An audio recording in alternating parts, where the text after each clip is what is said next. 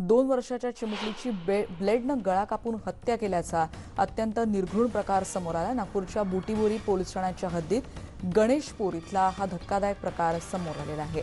पती पत्नीच्या आपसातल्या वादातून राधिका सय्याम या मुलीचा बळी गेल्याचं कळतंय। पोलिसांनी तिच्या वडिलांना किशोर सय्यामला अटक केल्याची माहिती कळते। अत्यंत भीषण असाच हा प्रकार म्हणायला हवा। तुषार कोळे आमचे प्रतिनिधी आता आपल्या सोबत आहेत। तुषार, काय अधिक तपशील माहिती मिळते या संदर्भातली? कारण अत्यंत गंभीर असा हा गुन्हा घडलेला आहे, काय अधिक तपशील?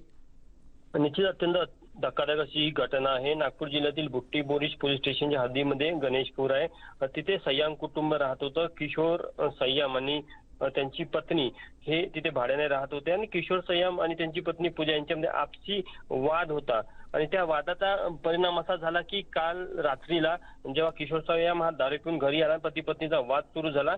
त्यामध्ये त्यांनी रागामध्ये 2 वर्षाची जी चिमुरडी आहे राधिका सय्याम हिला ब्लेडने गळा कापून तिची हत्या केली। अत्यंत धक्कादायक असा हा प्रकार आहे। या संपूर्ण प्रकारानंतर संपूर्ण परिसरामध्ये देखील हळहळ व्यक्त केली जात आहे। या पती पत्नीचे खूप आधीपासून सारखे वाद होत होते आणि त्याचाच हे परिणाम पाहायला मिळाला की राग अनावर झाल्यामुळे कुठेतरी पत्नीचा राग 2 वर्षाच्या चिमुरडीवर काढला। या संपूर्ण प्रकरणामध्ये बुट्टीबोरी पोलिसांनी किशोर सय्याम याला अटक केलेली आहे आणि पुढचा तपास सुरू आहे। पण निश्चितच अत्यंत धक्कादायक अशी घटना म्हणावी लागेल। त्या प्रकारची ती घटना घडली की 2 वर्षाच्या चिमुरडीचा ब्लेडने गळा कापला आणि त्यानंतर तिचा रक्ताच्या थारोळ्यामध्ये पडलं होतं। जेव्हा प्रत्यक्ष पोलीस घटनास्थळी पोहोचले, शेजारी तिथे पोहोचले, त्यांना देखील ते चित्र बघून निश्चितच खूप जबर धक्का बसला। त्यामुळे या संपूर्ण प्रकरणाचा सध्या तपास सुरू आहे, पण अत्यंत धक्कादायक अशी घटना नागपूरमध्ये घडलेली आहे। अगदी खरं आहे तुषार, धन्यवाद या माहितीबद्दल। कोणालाही त्रास होईल अशीच ही घटना आहे। नराधम किशोर सय्यामला आता अटक करण्यात आलेली आहे। पती आणि पत्नीच्या वादातून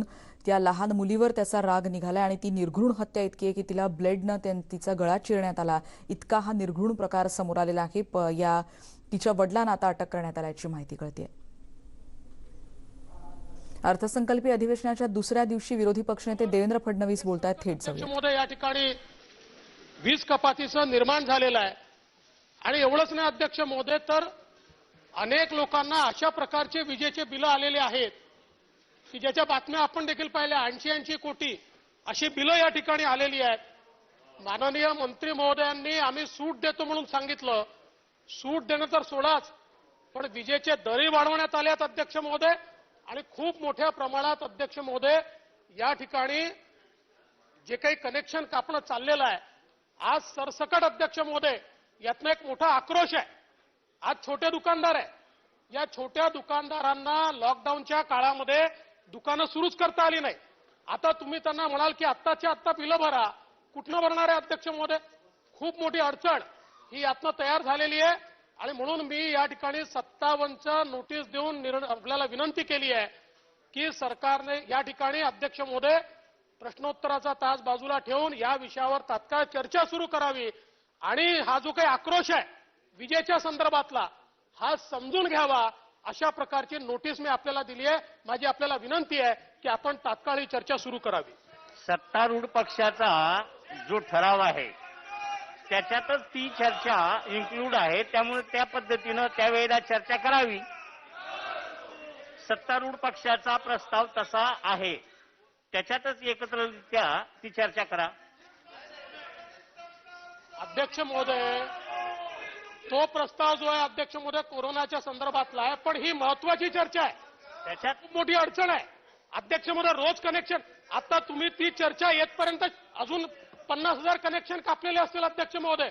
मग आता या ठिकाणी आम्हाला आश्वस्त करावं की आजपासून कनेक्शन कापणं आम्ही बंद करतो, काही चर्चेची आवश्यकता नाही आहे। पण रोज कनेक्शन कापले जात आहेत, दर मिनिटाला कापले जात आहेत। इतक्या मोठ्या प्रमाणात गरिबाची अडचण या ठिकाणी होते अध्यक्ष महोदय आणि म्हणून 57 आयुधच त्या करताय। उद्या चर्चा करायला, परवा चर्चा करायचं आयुध नाही आहे। जेव्हा तातडी असते त्यावेळेस आपण 57चं आयुध या ठिकाणी वापरतो। अध्यक्ष महोदय, खूप मोठ्या प्रमाणात सामान्य ग्राहकावर हा भुर्दंड आहे, त्याच्यावर कोरोनामुळे तो पहिलेच नागावलेला आहे। अशा परिस्थितीत असं होणं योग्य नाही। माझी विनंती आपल्याला अध्यक्ष महोदय की आपण 57च्या संदर्भातली माझी जी नोटीस आहे त्या नोटीसवर चर्चा सुरू करावी। नाना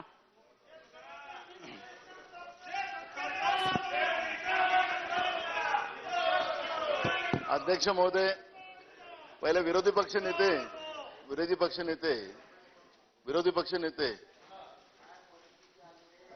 पक्षनेते थोडंसं आपल्या लोकांना थोडं सांगा की आम्ही बोलायला उभं झालं तर थोडंसं आवाज आपला समाज तेवढी समज आपण द्या. अध्यक्ष महोदय, विद्युत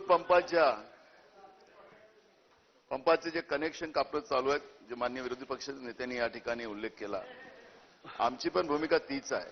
पण एक गोष्ट आहे, याच्यावरती आपण जी सूचना केलेली आहे याच्यावर एक चर्चा आली पाहिजे, चर्चा झालीच पाहिजे. कारण की आज जी काही आम्हाला माहिती मिळते आहे या विभागाची, मागच्या काळामध्ये बोलू द्या. याच्यावर प्रश्नोत्तराचा तास किंवा तुम्ही जी संधी द्याल त्याप्रमाणे याच्यावर चर्चा झाली पाहिजे. हा हा अध्यक्ष सुरू ठेवा. महोदय, याच्यावर चर्चा होणं गरजेचं आहे. आणि जी भूमिका याच्यावर जिथपर्यंत पूर्ण चर्चा होऊन ज्याप्रमाणे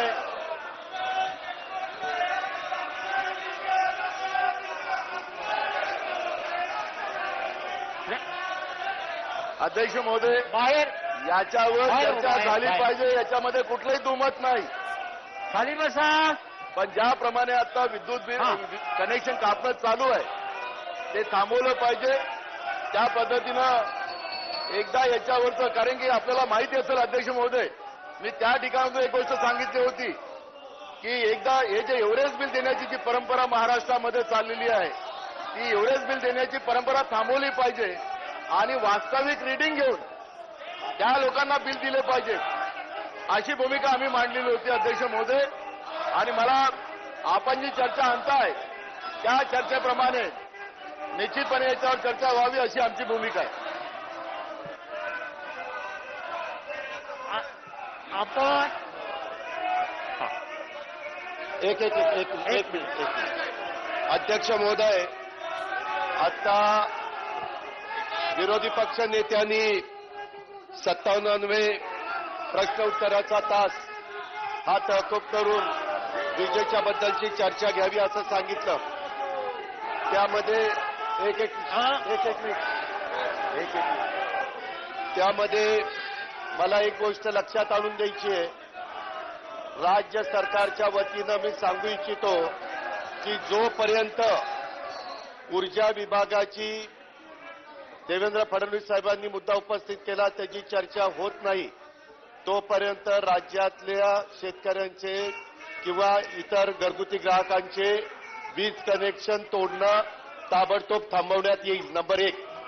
नंबर 2, अध्यक्ष महोदय, नंबर 2 की आज राज्यपालांच्या अभिभाषणावरची चर्चा आहे. त्यांनी काढलेला मुद्दा महत्वाचा आहे. स्वतः नानासाहेब पटोलेंनी पण त्याच्याबद्दलचा उल्लेख त्या ठिकाणी केलेला आहे आणि सभागृहामध्ये देखील चर्चा दोन्ही बाजूच्या सन्माननीय सदस्यांची इच्छा आहे की त्याच्याबद्दलची चर्चा करावी.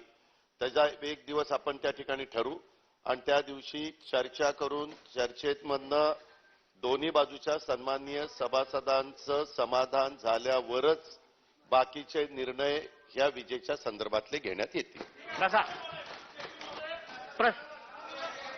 अध्यक्ष महोदय, मी माननीय दादांचे आभार मानतो की त्यांनी अतिशय योग्य निर्णय या ठिकाणी घोषित केला. अध्यक्ष महोदय, आणि या ठिकाणी त्यांनी स्पष्टपणे सांगितलं की जोपर्यंत या संदर्भातले निर्णय होत नाहीत तोपर्यंत कोणाची वीज तोडण्यात येणार नाही. याबद्दल मी अध्यक्ष महोदय या ठिकाणी शासनाचे आभार मानतो आणि विनंती एक करतो, ज्यांचे तोडलेत त्यांचेही जोडून द्या, त्यांनाही समान न्याय द्या, अशा प्रकारची आमची विनंती आहे अध्यक्ष महोदय. हा, जागेवर बसा. आता जागेवर बसा. प्रश्न उत्तराचा तास. प्रश्नोत्तरे तारांकित प्रश्न.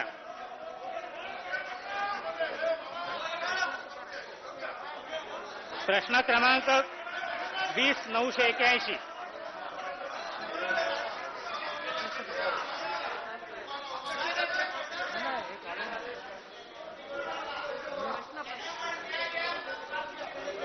प्रश्न क्रमांक 20,981. मंत्री महोदय. अध्यक्ष अध्यक्ष महोदय छापल्याप्रमाणे. माननीय अध्यक्ष महोदय, हा मुंबईमध्ये असणारी जी बेस्ट सेवा आहे ती एशियातील सगळ्यात मोठी वाहतूक आणि ऊर्जा जप्त निर्मितीची. करा, दोन्ही बोट जप्त करा. जागेवर बसा, जागेवर बसा, जागेवर बसा. अरे हा इकडे इकडे देऊ ना. अरे कशाला प्रॉपर्टी घेऊन चाललो.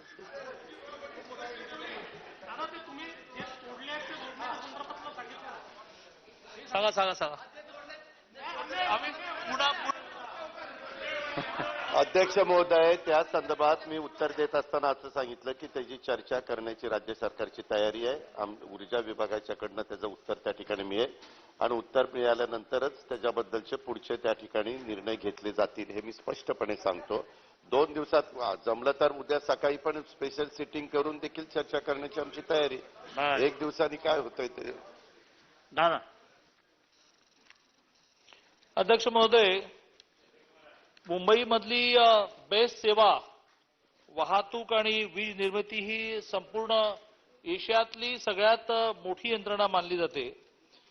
दिवसेंदिवस बेस्ट उपक्रम तोट्यात चाललेला आहे, प्रचंड तोट्यात चाललेला आहे. मुंबई महानगरपालिकेने त्यांना अनुदान देणं आणि त्यातून त्यांचा आयुष्य वाढवत चालला असता प्रयत्न चाललेला असताना ही एक गोष्ट लक्षात आली की वेगवेगळे डेपो विकसित करण्यासाठी ज्या कॉन्ट्रॅक्टरना म्हणा किंवा ज्या एजन्सीजना काम दिलं होतं त्यांच्याकडून फार मोठी रक्कम आली नाही. माझा प्रश्न असा आहे की हा म्हणजे उत्तरात त्यांनी दिलंय किंवा हो पैसे येणं आहे, चर्चा सुरू आहे, लवाद वगैरे. माझा प्रश्न असा आहे की हा करार कधी झाला, करार काय होता, कधीपर्यंत पूर्ण करायचं ठरवलं होतं आणि लवादाच्या कामकाजाची आता स्थिती काय. अध्यक्ष महोदय, बेस्ट उपक्रमाच्या ज्या डेपोच्या जागा होत्या या विकसित करण्यासाठी त्याची निविदा, हे 6 निविदाकार होते, 6 विकासक होते. त्यामध्ये messrs Kanakia spaces, Vijay associate, Vinita estate, Kanakia king style construction private limited, KSL industries limited, Kanakia spaces याचं दादा 18/8/2006 रोजी निविदा काढल्या. त्याच्यामध्ये स्वीकृती पत्र दिनांक 13/11/2006 ला दिलं. 2006-2007 आणि जी 6वी आहे ती 2010 या तारखांना त्याची वर्क ऑर्डर दिलेली आहे आणि त्यानंतर त्यांचे करारनामे झालेले आहेत. आता आपण म्हणालात की यामध्ये चर्चा चालू आहे, पैसे आपले 320 कोटी आपण म्हणालात की येणं रक्कम, मोठी रक्कम बाकी आहे. परंतु यामध्ये त्या 6 कंपन्यां विकासकांकडून टोटल 533 कोटी येणं होतं. त्यापैकी 529 कोटी रुपये आपल्याकडे बेस्ट याला आलेले आहेत. हे जे 160 कोटी जे शिल्लक आहे त्यामध्ये करारनाम्यामध्ये 21% व्याज आकारणार अशा प्रकारचा करारनामा आहे. त्यामध्ये 86 कोटी व्याजाचे आहेत, दंडाचे आहेत 14.65 कोटी, असे एकूण 100 कोटीपेक्षा जास्त ही रक्कम आहे. आणि 533 पैकी 529 कोटी रुपये आपल्या बेस्ट प्रशासनाकडे जमा झालेले आहेत. आता यामध्ये जे याला उशीर झाला असा जो प्रश्न आहे, यासाठी ज्या वैधानिक परवानग्या ज्या आहेत, CRZ ची परवानगी असेल, एन्व्हायरमेंटची परवानगी आहे, एअरपोर्ट अथॉरिटीची परवानगी आहे, IOD, CC ह्या सगळ्या ज्या काही, त्यानंतर TDR देखील यामध्ये लोडिंग आणि क्लिअरन्सची परवानगी आहे. हे जवळपास 2014 ला मिळाली आपल्या शासनाच्या त्यावेळेस जे धोरण होतं. त्यामुळे नक्कीच यामध्ये उशीर झाला. चेंज ऑफ युजर जे आहे त्याला देखील उशीर झालेला आहे. आणि हे सगळं करत असताना सुरुवातीला 2006 साली 30% कमर्शियल युटिलायझेशन ची परवानगी होती. त्यानंतर 2010ला ऍडिशनल 20% कमर्शियल युटिलायझेशनची परवानगी त्याला मिळाली. त्यामुळे आणि 2014ला TDR पॉलिसी म्हणजे लोडिंग आणि क्लिअरन्स यामुळे याचं वारंवार डिझाईन बदलत गेलं. डिझाईन बदलल्यामुळे प्लॅन रिव्हिजन करण्यासाठी पुन्हा टाकावं लागलं आणि प्रत्येक वेळी त्याला प्लॅन रिव्हिजनला टाकल्यानंतर पुन्हा परवानग्या त्यांना अप्रुव्हलसाठी टाकल्या लागल्यामुळे हे डिले झालेलं आहे. आणि म्हणून हे जे डिले झाल्यानंतर त्याचबरोबर काही लोक हॉटेल इंडियन हॉटेल असोसिएशन जे आहे ओनर्स असोसिएशन हे हायकोर्टात गेलं होतं की जो त्यामुळे आपण बघतोय प्रश्नोत्तराचा तास सध्या सुरू आहे आणि वीजेचा प्रश्न सध्या उपस्थित करण्यात आला आणि अजित पवार यांनी आता स्पष्ट केलंय की वीज कनेक्शन यापुढे तोडणार नाही. सभागृहात वीज बिलावर चर्चा झाली आणि त्या बेस्टच्या प्रश्नावर एकनाथ शिंदे सध्या उत्तर देताना आपण बघतोय. आणि यानंतर पुढची बातमी आपण बघणार आहोत. ऑक्टोबर महिन्यात कित्येक तास गेल्या वर्षी मुंबईत वीज पुरवठा खंडित झाला होता आणि याचं खापर राज्याचे ऊर्जामंत्री नितीन राऊत यांनी चीनच्या सायबर हल्ल्यावर फोडलं होतं आणि हा दावा आता केंद्रीय ऊर्जामंत्र्यांनी खोडून काढलाय. मानवी चुकीमुळे वीज पुरवठा खंडित झाला होता. कळवा सबस्टेशनमध्ये ऑपरेटर आणि इंजिनियर यांचीच चूक होती असा अहवाल केंद्रीय ऊर्जा मंत्र्यांना प्राप्त झाला. ही घटना घडल्यानंतर केंद्रानं एक पथक पाठवलं होतं आणि त्यांनी हा अहवाल केंद्रीय ऊर्जा मंत्र्याला दिलाय. घातपात झाला नाही असं केंद्रीय मंत्री RK सिंग यांनी म्हटलंय. न्यूयॉर्क टाइम्सनं सायबर हल्ल्याची बातमी प्रकाशित केली होती आणि यावरही सिंग यांनी स्पष्टीकरण दिलंय. त्यांनी म्हटलंय असा हल्ला झालेला होता पण तो ऑक्टोबरमध्ये नाही तर नोव्हेंबरमध्ये झाला होता. म्हणजे मुंबईतल्या घटनेच्या 1 महिन्यानंतर ही घटना घडली होती. त्यामुळे तर राज्य सरकारच्या दाव्यांवरच प्रश्नचिन्ह उपस्थित झालं.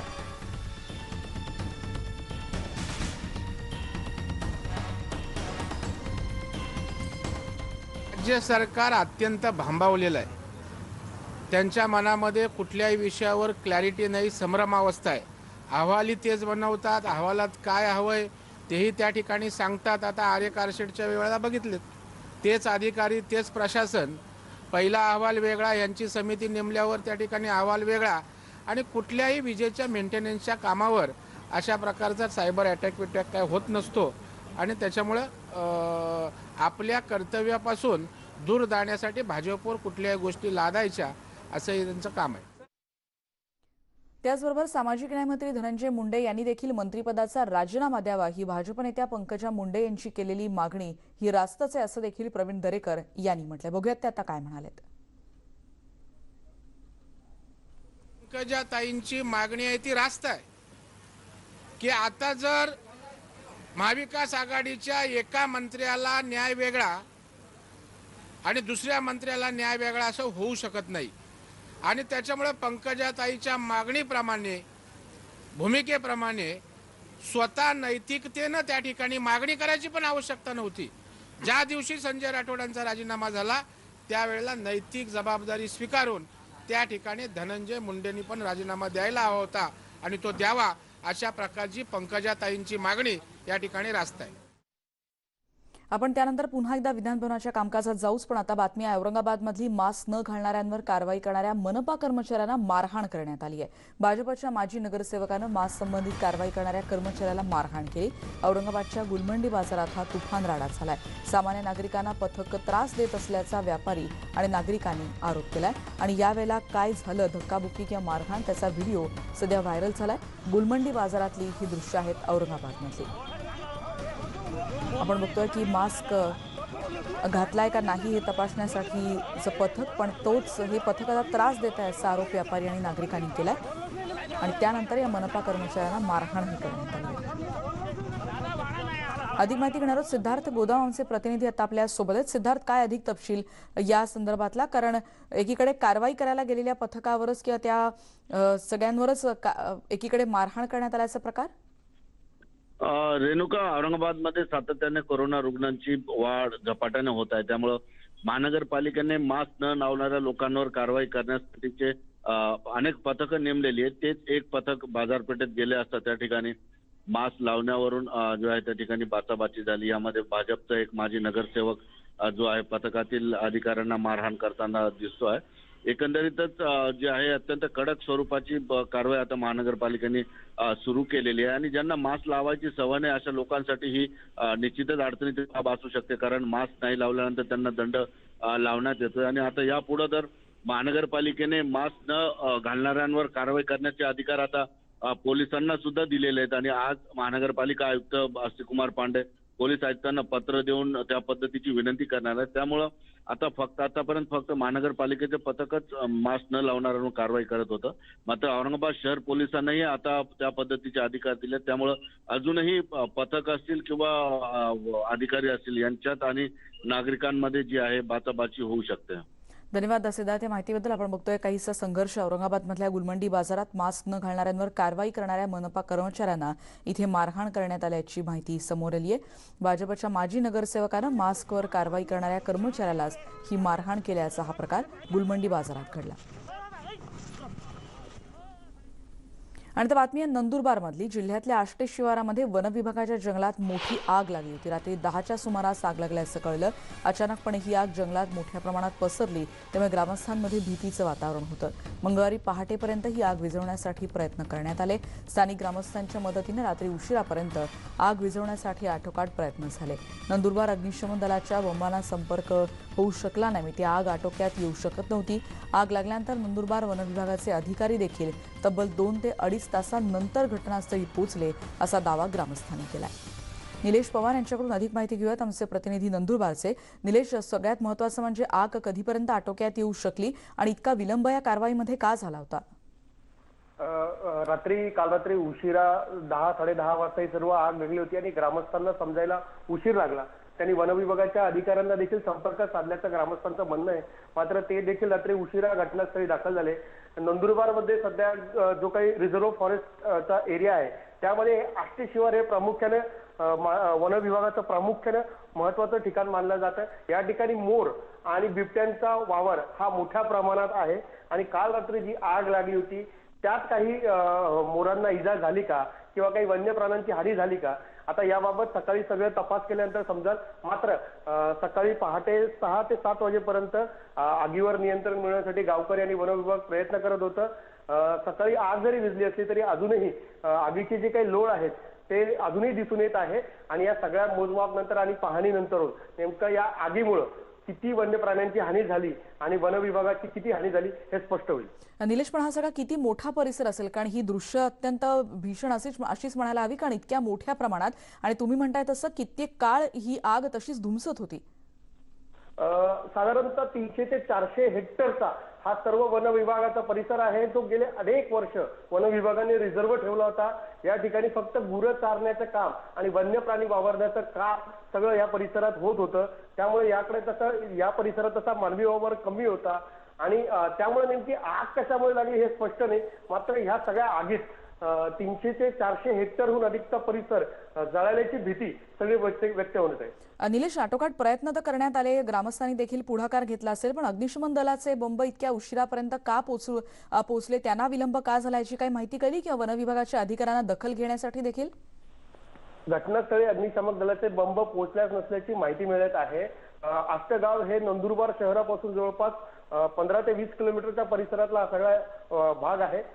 रेंजचा प्रॉब्लेम असतो त्यामुळे कदाचित रात्री जे अग्निशामक दलाचे बंब आहेत त्यांच्याशी स्थानिकांचा संपर्क झालाच नाही असं स्थानिक पुढाऱ्यांचं म्हणणं आहे आणि त्यामुळे तिथे घटनास्थळी बंब दाखल झाले नाही आणि या सगळ्यांचा परिणाम आग ही वाढत राहिली. रात्रीतून आगीचे ज्या ज्वाला आहे त्या वन विभागात भडकत राहिल्या आणि त्यामुळे हे जंगलाचं फार मोठ्या प्रमाणात नुकसान झालेलं आहे. धन्यवाद निलेश या माहितीबद्दल. तब्बल 300 हेक्टरच्या या सगळ्या भागाचं आतापर्यंत नुकसान झाल्याचं कळतंय आणि अजून हानी किती झाली याची मात्र अजून आकडेवारी आलेली नाही, कारण अजूनही आग धुमसती आणि ती शमवण्याचे प्रयत्न तिथे केले जात आहेत. वन विभागाच्या क्षेत्रामध्ये काल रात्रीपासून ही आग लागली.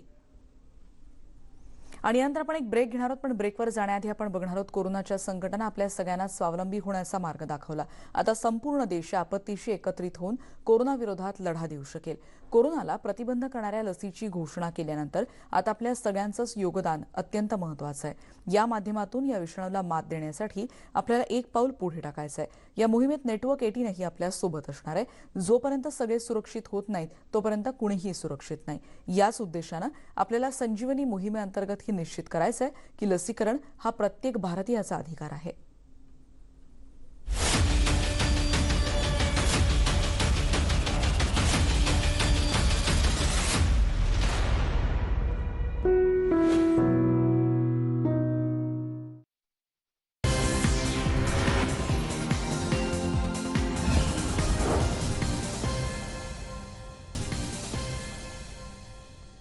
आता एक महत्त्वाची बातमी, मुंबई आणि परिसरातल्या निवडक स्थानकांवर प्लॅटफॉर्म तिकीट 5 पटीनं महाग करण्यात आले. ज्यामध्ये कोणकोणती स्टेशन्स आहेत त्याचा उल्लेख करूया. तर CSMT, LTT, दादर, ठाणे, कल्याण, पनवेल आणि भिवंडी रोड स्थानकांमध्ये प्लॅटफॉर्म तिकीट आता 50 रुपयांना घ्यावं लागणार आहे. गर्दी कमी करण्यासाठी रेल्वेनं हा निर्णय घेतलाय. कोरोना काळात गर्दी कमी करण्याची अधिक गरज आहे आणि आपल्या समाजात प्रवास करणाऱ्यांना सोडण्यासाठी अनेक जण रेल्वे स्थानकांवर येत असतात. त्यामुळे स्थानक आणि संबंधित सोयींवर देखील अधिक ताण येत असतो आणि यामुळे हा निर्णय घेण्यात आल्याचं कळतंय. स्वाती लोखंडे आमच्या प्रतिनिधी आता आपल्यासोबत आहेत. स्वाती, महत्त्वाचा निर्णय. अगदी महत्वाचा निर्णय. आपण बघतो की करोना काळ जणू संपला की काय किंवा करोनाचा संसर्ग संपला की काय अशाच पद्धतीने लोक वागतात आणि म्हणून शेवटीला जो आता भलेही काही वेळापुरतं किंवा काही मर्यादित वेळेपुरतं लोकांना जाऊ दिलं जात असलं तरी लोकांची गर्दी खूप मोठ्या प्रमाणावर दिसते आणि म्हणूनच की मागच्या वर्षी लागू केलेला हा 50 रुपयांचा जो प्लॅटफॉर्म तिकिटाचा दर आहे तो यावेळेलाही कायम ठेवण्यात आलेला आहे. विशेषतः जे टर्मिनल्स आहेत, म्हणजे आपण जर म्हणू की पनवेल असेल, दादर, कल्याण, ठाणे, जिथं खरं तर लांब पल्ल्यांच्या गाड्या सुटतात किंवा जिथे थांबतात अशा ठिकाणी खूप मोठ्या प्रमाणात गर्दी होते. मग नाईलाजानं ही गर्दी टाळण्यासाठी 50 रुपयाचं पुन्हा एकदा म्हणजे 50 रुपयाचा साधारणतः प्लॅटफॉर्म तिकीट लोकांना काढावं लागलं आणि हा निर्णय आणखी त्याला वाढीव मुदत देण्यात आलेली आहे. धन्यवाद स्वाती या माहितीबद्दल. आपण बघतोय या 5 स्थानकांचा यामध्ये समावेश आहे आणि आता प्लॅटफॉर्म तिकीट तुम्हाला 50 रुपयांना घ्यावं लागणार आहे. गर्दी कमी करण्यासाठी हा महत्त्वाचा निर्णय घेण्यात आला.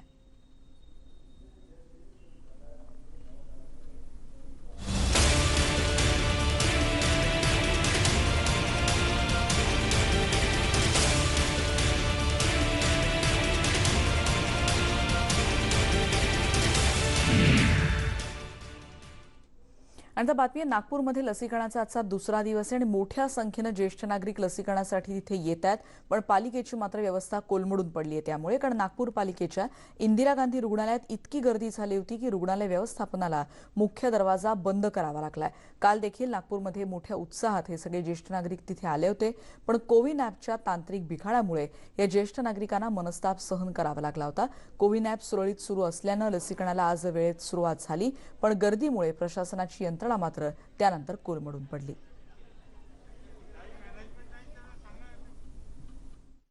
ज्येष्ठ नागरिकांच्या लसीकरणाचा आज दुसरा दिवस आहे आणि नागपूर महानगरपालिकेच्या इंदिरा गांधी या रुग्णालयामध्ये इथली जर का तुम्ही चित्र बघितलं तुमच्या लक्षात येईल की कशा प्रकारे मोठ्या संख्येने ज्येष्ठ नागरिकांचा एक उत्साह पाहायला मिळत आहे. पण दुसरीकडे प्रशासनाकडनं जी व्यवस्था करायला पाहिजे ती व्यवस्था त्यांनी केलेली नाही.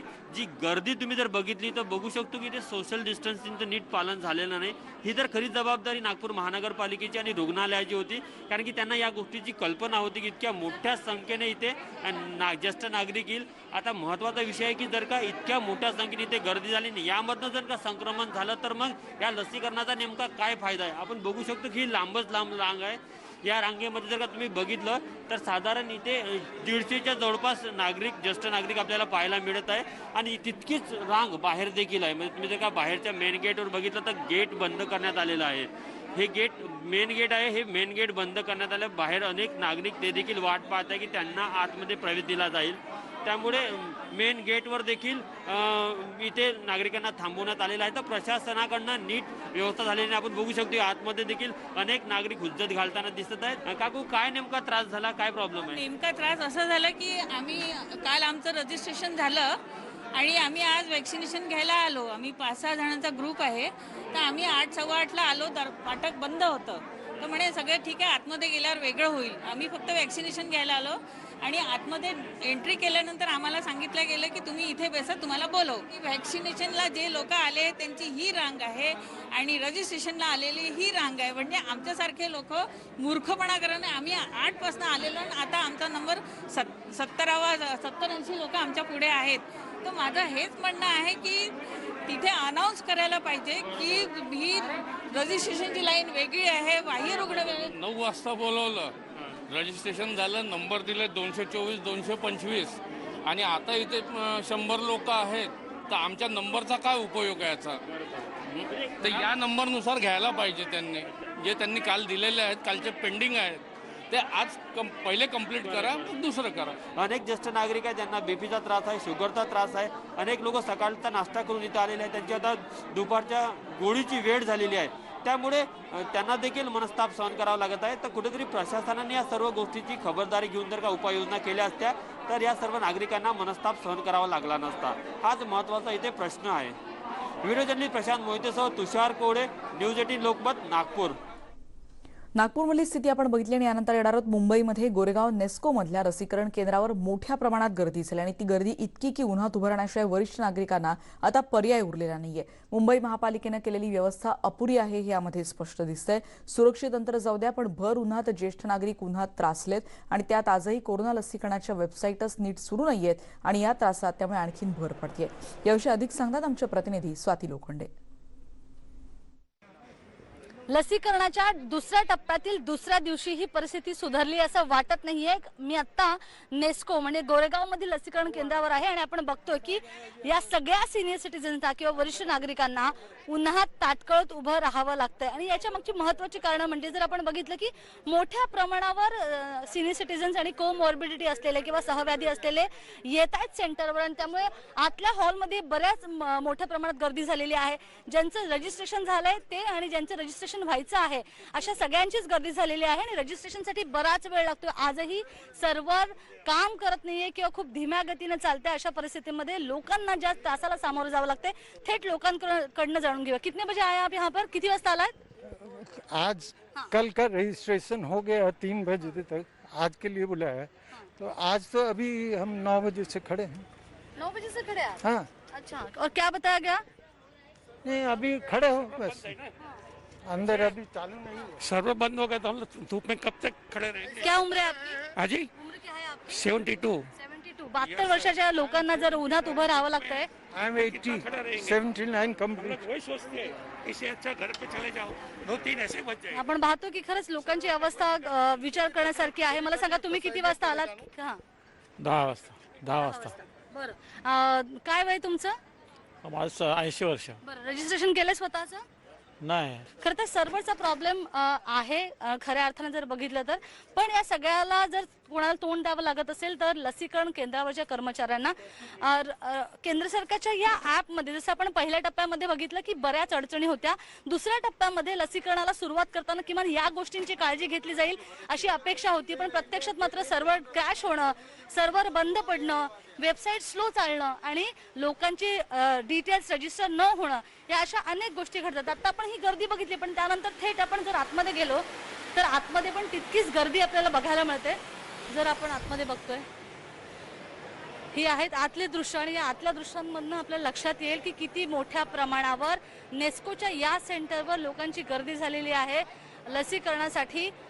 ज्यांची रजिस्ट्रेशन होत नाही आहे किंवा ज्यांना रजिस्ट्रेशन होऊनही बराच काळ थांबावं लागते अशी बरीच व्यवस्था म्हणजे अव्यवस्था म्हणू आपण याला की बघायला मिळते. ही दृश्य बघतोय आपण ती आहेत नेस्कोच्या आतल्या रजिस्ट्रेशन केंद्रावरची, जिकडनं रजिस्ट्रेशन केलं जाईल किंवा लोकांना तपासलं जाईल की यांच्याकडे त्यांचे पेपर्स आहेत की नाही किंवा सिनियर सिटीजन्सची डिटेल्स काय आहेत त्या सगळ्यांची इथे आपल्याला गर्दी बघायला मिळते. आणि कुठे ना कुठेतरी सर्व्हर बंद पडणं जर याला कारणीभूत आहे तर दुसरी गोष्ट ही आहे की खरं तर मुंबई महानगरपालिकेला याची जाणीव असणं अपेक्षित आहे की मोठ्या प्रमाणावर लोक येऊ शकतात आणि त्या दृष्टीनं बसण्याची व्यवस्था करणं अपेक्षित होतं, उभं राहण्याची व्यवस्था नीट करणं अपेक्षित होतं. पण प्रत्यक्षात मात्र या सेंटरवर जर बघितलं तर सिनियर सिटीजन्सना ताटकळत उन्हात उभं राहावं लागतंय. यापेक्षा वाईट आणि दुर्दैवाची कुठली गोष्ट असू शकते? स्वप्नील धोरीसह स्वाती लोखंडे, न्यूज 18 लोकमत, नेस्को गोरेगाव.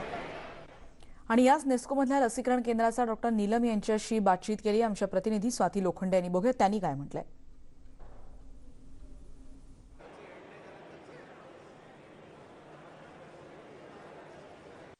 लसीकरणाचा दुसरा टप्पा आणखी नाशिकच्या जिल्हा सामान्य रुग्णालयामध्ये मोस्ट सिनियर म्हणजे की 92 इयर्स ओल्ड म्हणजे स्वतःहून लसीकरण घेण्यासाठी अत्यंत उत्सुक असलेलं एक दाम्पत्य आलंय. वय वर्ष 92 आणि वय वर्ष 86.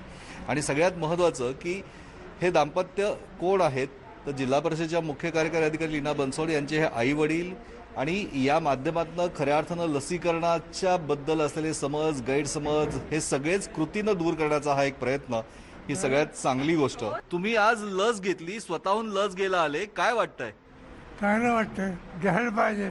कलेक्टरने घेतली आणि सगळ्या ऑफिसरने घेतली मोठ्या, म्हणून आपल्याला घ्यायला पाहिजे. वयस्कर लोकांना तर घ्यायलाच पाहिजे. जिल्हा परिषदेच्या मुख्य कार्यकारी अधिकारी लीना बनसोड, आज म्हणजे तुम्ही तर यापूर्वीच लस घेतली, ग्रामीण भागात कालच लसीकरण सुरू केलं, आज तुमचे आई वडील सुद्धा. छान वाटतंय, कारण लसीकरणाची आतुरतेने वाट माझे आई वडील बघत होते आणि त्यांना मी नेहमी विचारायचे की तुम्ही लस घेणार का, तर आई बाबा दोघंही म्हणायचे की हो आम्ही लस घेणार. आणि त्यांचा कालपासूनच उत्साह होता की आम्ही कधी लस घ्यायची, आणि म्हणून मी आज त्यांना घेऊन आलेले आहे. सिव्हिल सर्जन रत्ना रावखंडे आपल्यावर आहेत. काय आवाहन कराल? खरं तर कृतीने यांनी सगळ्यांना आवाहन केलंय की लस प्रत्येकानं घेतली पाहिजे. फार अभिमानास्पद गोष्ट आहे की मॅडमचे आई वडील पहिल्याच दिवशी पहिल्यांदा आलेत आणि त्यांनी आदर्श सर्व जनतेसमोर घालून दिलेला आहे. 90च्या वर त्यांचं वय असून स्वतःहून खुशीने आलेले आहेत आणि चांगल्या प्रकारे त्यांनी लस घेतल्यामुळे सगळी लोक नागरिक, ज्येष्ठ नागरिकांच्या मनातली भीती दूर होईल आणि तेही स्वतःहून येतील घ्यायला. काही माहिती या कृतीने दिसत असतात.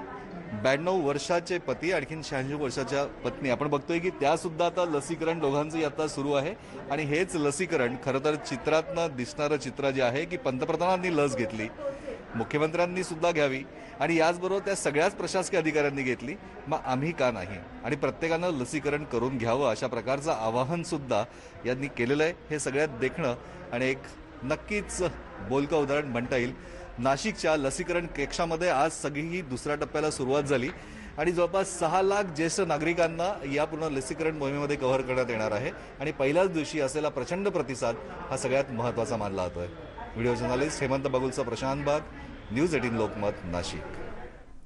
राज्यात लसीकरणात अन्य ठिकाणी अडथळे येत असले तरी नाशिकमध्ये ही प्रक्रिया अत्यंत व्यवस्थित सुरू आहे असंच म्हणायला हवं. आणि इतरही बातम्यांचा आढावा आपण घेत राहणार आहोत. एका ब्रेकनंतर पुन्हा भेटूयात. पहा फक्त न्यूज 18 लोकमत.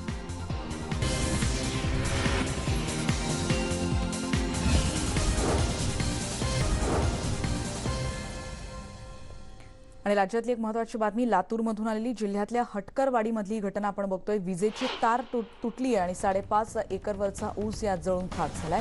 यामध्ये 7 शेतकऱ्यांचा ऊस जळाल्याचं कळत आहे. याची माहिती प्रशासनाला देण्यात आली आणि त्यानंतर तहसीलदार, तलाठी, मंडळ अधिकारी इथे पोहोचले आणि घटनास्थळाला भेट देऊन त्यांनी पंचनामा करण्याच्या सूचना यावेळी दिल्या आहेत. आपण बघतोय लातूरमधली घटना, जिथे हटकरवाडीत विजेची तार तुटली आणि 5.5 एकरवरचा ऊस असा जळून खाक झालाय. विजेची तार तुटल्यामुळे हा प्रकार घडल्याचं कळतंय. 7 शेतकऱ्यांचा ऊसाचं यामध्ये मोठं नुकसान झालेलं आपण बघतोय. तब्बल 5.5 एकरवरचा हा ऊस आहे आणि विजेची तार तुटून यात पडली आणि त्याच्यामुळे ही आग अशी भरकत गेली आहे. आणि या दुर्घटना घडली, पण त्याच्या पंचनाम्याच्या सूचना देखील आता देण्यात आल्या आहेत अशी माहिती कळते. 7 शेतकऱ्यांच्या ऊसाचं मोठं नुकसान झालेलं बघतोय आपण. लातूरमधल्या हटकरवाडीची ही घटना.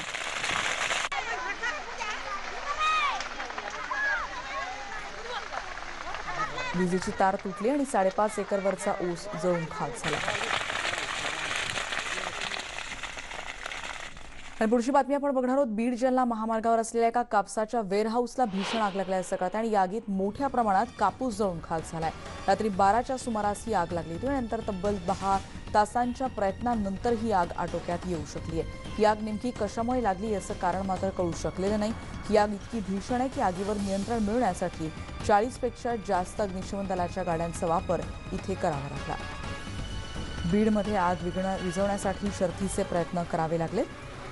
सुरेश जाधव यांच्याकडून अधिक माहिती घेऊयात. तर सुरेश, आत्ताचे काय अपडेट्स मिळत आहेत? किती मोठ्या प्रमाणात इथे नुकसान झालंय? धक्कादायक घटना आहे. रात्री 12 वाजल्यापासून जे वेअर हाऊस आहे त्या ही आग लागलेली आहे. त्या ठिकाणी काही खाजगी व्यापाऱ्यांच्या ज्या गठाण आहेत ते गठाण पण ठेवलेले आहेत आणि शासकीय गठाण पण आहेत. त्यामुळं इथं जे गठाण ठेवलेले आहेत हे कापूस जिनिंगवरून तयार केलेला माल आहे आणि तो त्या ठिकाणी रात्रीच्या वेळी आग लागल्यानंतर आतापर्यंत आग विझवण्यासाठी जिल्ह्यातून जवळपास 20 ठिकाणच्या अग्निशामक दलाच्या गाड्या आलेल्या आहेत.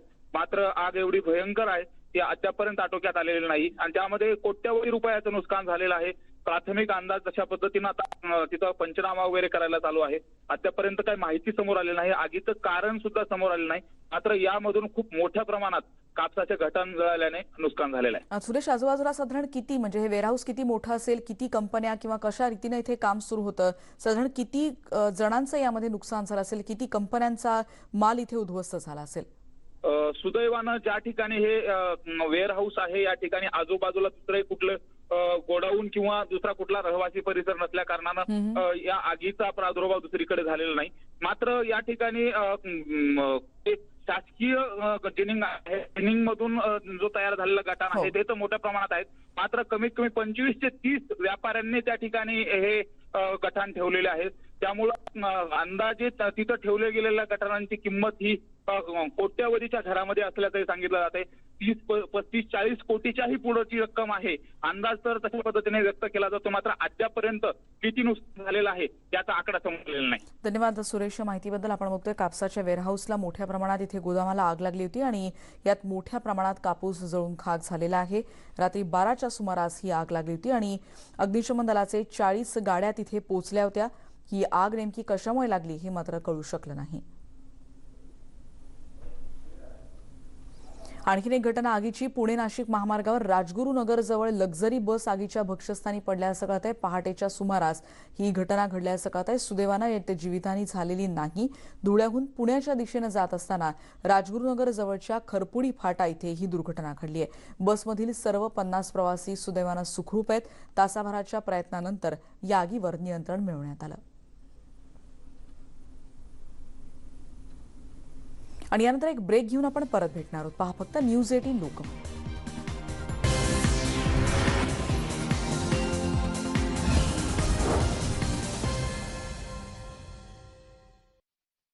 Presenting Luminous solar. सोलर से पैसे बचाओ, चलो इंडिया बिजली बनाओ.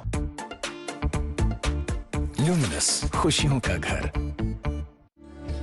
उद्योग, गुंतवणूक थांबली नाही. मी थांबलो नाही. वादळ, अतिवृष्टी, कोरोना, अनेक आव्हाने आली, पण विकासाचा ओघ थांबला नाही. महाराष्ट्र थांबला नाही, थांबणार नाही. 1 वर्ष महाराष्ट्र सेवेचे, महाविकास आघाडीचे.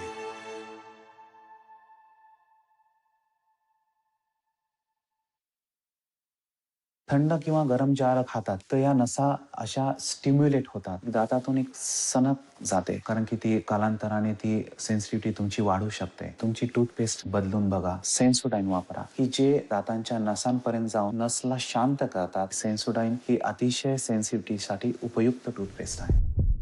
कधी विचार केलाय का रंगांविषयी? भारताचे रंग लाल, पिवळा, हिरवा, निळा. तर चला आता मिळून ही रंगीत चादर पुन्हा शिवूया. जे तुझं ते माझं, जे माझं ते सगळ्यांचं. म्हणून प्रथमच JSW पेंट्स घेऊन आला आहे 1808 शेड्स, ते देखील एकाच किमतीत. JSW paints, think beautiful.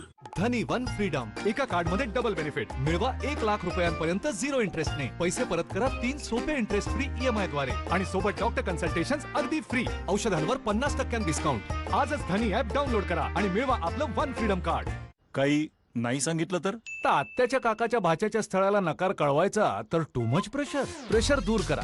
marathishadi.com वर या. आजच रजिस्टर करा. कालची हार मनाला लागली ना? नवीन दिवस आहे, आजवर फोकस कर. ही घे श्रुती, कोलगेट मॅक्स फ्रेश. यातले मिंटी कूल क्रिस्टल्स तुला रिफ्रेश करून टाकतील. चला रिफ्रेश करू जिंदगी ही. नवीन दिवस आहे, चला रिफ्रेश करू. Since 1919, Citroën has created innovations that make every drive comfortable. Now you can experience that comfort in India.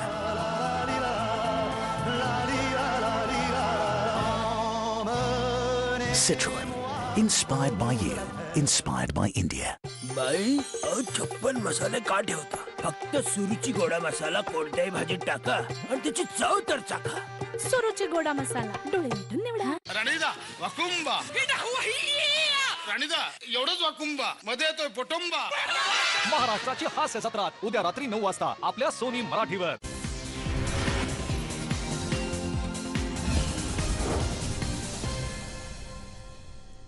आणि आता औरंगाबादमधली अत्यंत धक्कादायक बातमी आपण बघणार आहोत. 7वीत शिकणाऱ्या मुलीनं गळफास घेऊन आत्महत्या केल्याचा धक्कादायक प्रकार समोर आलाय. आई वडील बाहेर गेल्यानंतर घराच्या पहिल्या मजल्यावर तिनं आत्महत्या केल्याचं कळतंय.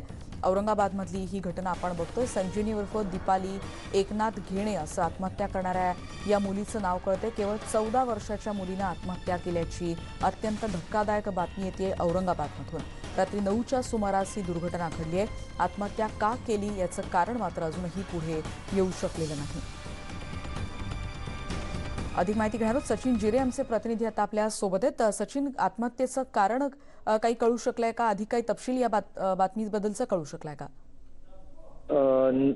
अद्याप या मुलीने आत्महत्या का केली याचं कारण स्पष्ट झालेलं नाही. पोलीस त्याचा तपास करत आहेत. काल या मुलीचे जे आई वडील आहेत तर ते फुटाणे विक्रीचा व्यवसाय करतात आणि पुंडलिक नगर भागातील गारखेडा परिसरामध्ये ही मुलगी राहते. ते विक्रीसाठी जेव्हा सर्वजण घरातले बाहेर गेले होते त्यावेळेस त्या मुलीने साडीच्या साह्याने घराच्या पहिल्या मजल्यावरती ही आत्महत्या केलेली आहे. आणि संध्याकाळी रात्री जेव्हा 9च्या सुमारास फुटाणे विक्री करून आई वडील आणि लहान भाऊ सर्व जेव्हा घरात आले तेव्हा हा सर्व प्रकार उघडकीस आला आणि त्यानंतर त्या मुलीला रुग्णालयात दाखल करण्यात आलं. मात्र तोपर्यंत त्याची प्राणज्योत मालवली होती. या दुर्घटनेमुळे या घटनेमुळे सर्व परिसरात शोककळा पसरल्यापासून हळहळ व्यक्त करण्यात येत आहे नागरिकांमधून. कारण की ही मुलगी जी आहे तर ती सर्वांची लाडकी होती आणि परिसरात ती नेहमीच तिच्या खेळण्या बागडण्याने ती आनंदित वातावरण करत राहायची. त्यामुळे या मुलीने अशा अचानकपणे आत्महत्यासारखा टोकाचा पाऊल का उचलला हे अद्याप स्पष्ट झालेलं नाहीये. यापुढे कारवाई कशी केली जाणार आहे सचिन? कारण बहुतेकदा अशा वेळेला अकस्मात मृत्यूची नोंदही केली जाते. हो, अकस्मात मृत्यूची नोंद केलेली आहे. यापुढे आता पोलीस तपास करतात नेमके यामध्ये काय प्रकार आहे, मुलीने कोणत्या कारणाने आत्महत्या केली. कारण की जेव्हा त्यांचे नातेवाईक सांगतायत की जेव्हा ही ते गेले होते तेव्हा खूप अति चांगली आनंदित होती. त्यामुळे आता पुढील तपास पोलीस त्याचा करत आहे आणि नेमका प्रयत्न करत आहे की हिने काय कारण होतं या आत्महत्येमागे. धन्यवाद सचिन जिरे आमचे प्रतिनिधी माहिती देत होते औरंगाबादमधून. औरंगाबादमध्ये एका 7वीतल्या मुलीनं गळफास घेऊन आत्महत्या केल्याची ही प्राथमिक माहिती आहे. आई वडील बाहेर गेलेले होते आणि ते रात्री जेव्हा परतले तेव्हा त्यांच्या मुलीनं आत्महत्या केल्याची घटना त्यांच्या समोर आली. पण ही इतकं मोठं पाऊल तिनं का उचललं याचं कारण मात्र अजून कळू शकलेलं नाही. आणि आता बघणार आहोत पुढची बातमी. आज तब्बल 1.5 वर्षांनंतर अंगारक चतुर्थीचा योग आला आणि त्यामुळे आपल्या लाडक्या बाप्पाच्या दर्शनासाठी भाविक आतुर आहेत. कोरोनाचा धोका मात्र अजूनही कायम आहे. त्यामुळे अनेक मंदिर प्रशासनाने गर्दी टाळण्यासाठी अनेक ठिकाणची मंदिरं बंद केलेली आहेत. तरी देखील भाविकांनी मंदिराच्या बाहेर गर्दी केली आहे. मुंबईतल्या सिद्धिविनायक मंदिरात आज केवळ QR कोड असणाऱ्यांनाच प्रवेश दिला जातोय. आपण 3 ठिकाणची दृश्य सध्या आपण बघतोय. पुण्यातलं आढावा घेतल्यानंतर आता या बुलेटिनमध्ये आपण इथेच थांबतोय. पहा फक्त न्यूज 18.